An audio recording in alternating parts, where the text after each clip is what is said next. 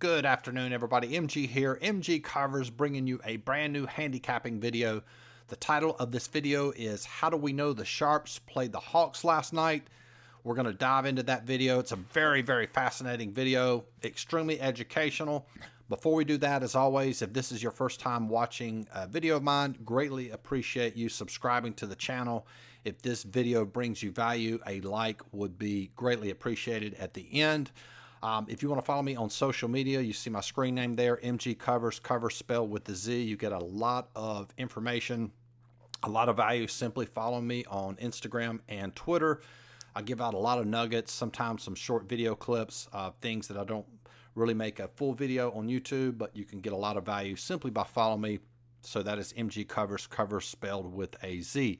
We're going to dive into the video. Let's review quickly what's going on with me handicapping wise. We're on a really solid run. That is a 15-6 run. I've talked about this before. You have to have runs in sports betting to be successful. Obviously not sustainable long term, but it definitely helps the long term. So a 15-6 run overall. Check this out. We're on a 10-2 run in soccer. Soccer is something that I've been infatuated with for the last 2.5 years. I've made several tweaks to the model. The final tweak that I've made and how I'm approaching soccer, I feel super excited about it. So if you're interested in learning about soccer, I'll cover this at the end. There's a really good coaching video that explains how I'm currently handicapping soccer. All right, so anyway, so let's dive into the Hawks game analysis here. And the first thing I'm going to pull up, let's take a look at this excerpt here. Okay. So this excerpt that you're looking at is from the Action Network. Again, I do not have an axe to grind with the Action Network, but I'm going to use this as a teaching moment. And while we're on that, it is an immature move to criticize any handicapper, any service for losing, quote, one game, because we all lose games almost daily. I went 2-1 yesterday. I mean, it's just part of sports betting. So to take one isolated game and to criticize a service or criticize a handicapper over losing that one game is a very immature response. It just shows you don't know anything about sports betting. But I am going to criticize and be critical of the approach and the handicapping in this article. Okay, this article was sent out yesterday. I think I received it somewhere around 4 p.m., so it was probably written earlier in the day.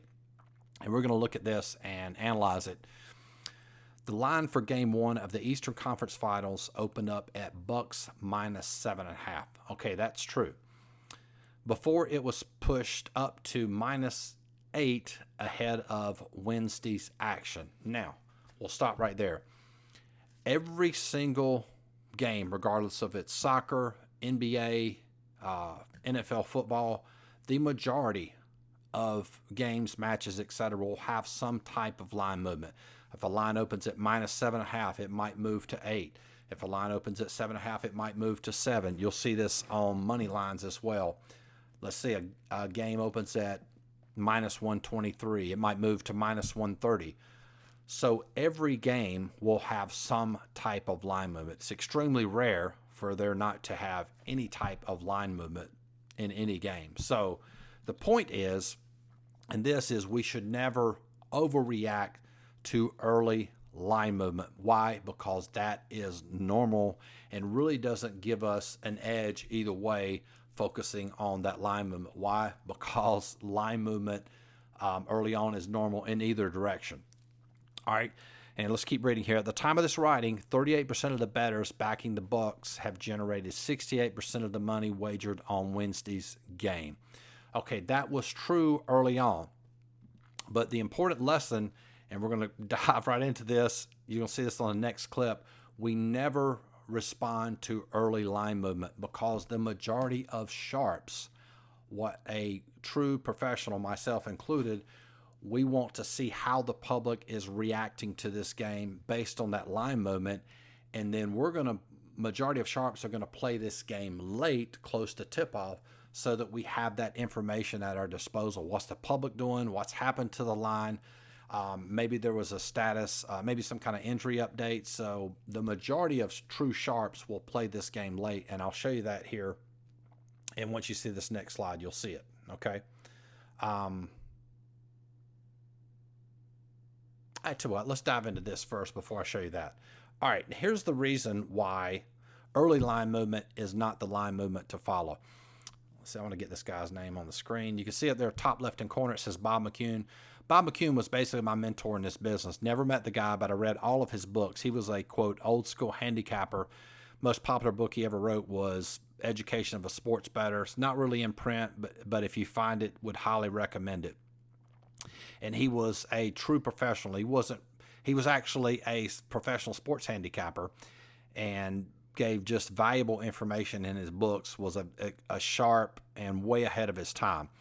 And this is an excerpt from his book, The Education of a Sports Bettor. And I want you to, we're going to analyze this. If you read that first, if you skip that first paragraph, we'll go ahead and read it. Handicap is constantly moving in one direction, which was the point I made earlier. It's always moving to some degree.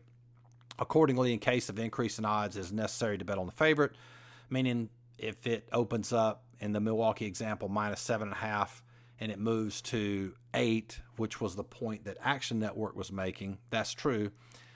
In the case of decrease in odds on the underdog, the line's not moving. In this case, you should bet on the favorite. All right. The most important thing we're looking at is that next paragraph. It says now this was written in 2002. So we still had internet, but certainly don't have the information that we have now, which I would recommend waiting very close to game time for any type of match, basketball, football, soccer, etc. He says 1 hour before the game in basketball or 5 to 6 hours before the game in football, the movement of the line abruptly changes to the opposite. You need to bet based on that line movement. So let's read that again. 1 hour before the game in basketball, and today's translation would mean very close to tip-off. The movement of the line abruptly changes to the opposite. You need to bet based on the last movement.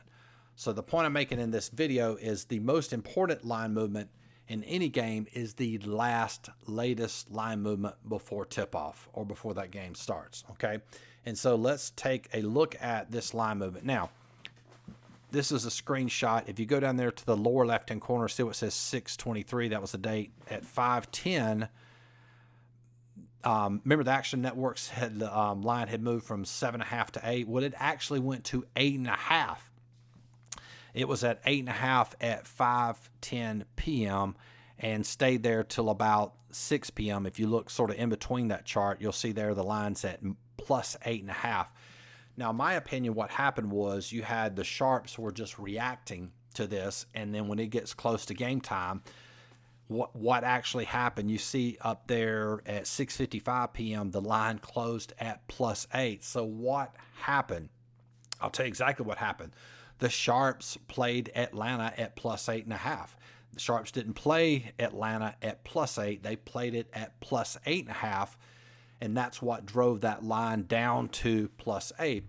And if you don't understand line movement, it's pretty simple. So what the books have to play their card. So there was a lot of money that came in late on the Hawks at plus 8.5. So to help balance that action, they drove that line, the Milwaukee line, from minus 8.5 to minus 8 to make it more attractive to try to get more money on Milwaukee late to compensate for all of the sharp money coming in on the Hawks. All right, so, and we all know what happened. The Hawks actually won this game outright, and that's going to bring me to another point about handicapping.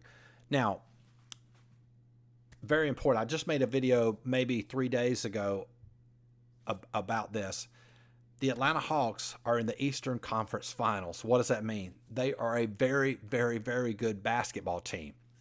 There were a lot of sharps, including a lot of my clients, actually played Atlanta on the money line.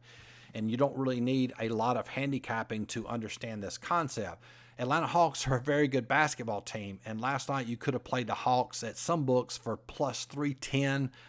Looks like FanDuel had them for plus 275. That's huge, huge value. This happens so many times in the playoffs. In fact, Montreal won, what was that, maybe 2 or 3, I can't remember which game they won against Vegas, but they won at like plus 210 money line. The other game that they won against Vegas, they were dogs. I can't remember, but they actually won on the can't remember what that line was, maybe plus 130, plus 150, somewhere in there. So if you have teams that are in the playoffs, especially deep into the playoffs, both those teams are good. So the value is going to always be with that underdog. And that, in this case, there was a ton of value with Atlanta, even playing them on the money line. I did not personally play this game, but just using this as a teaching moment. So, sort of review.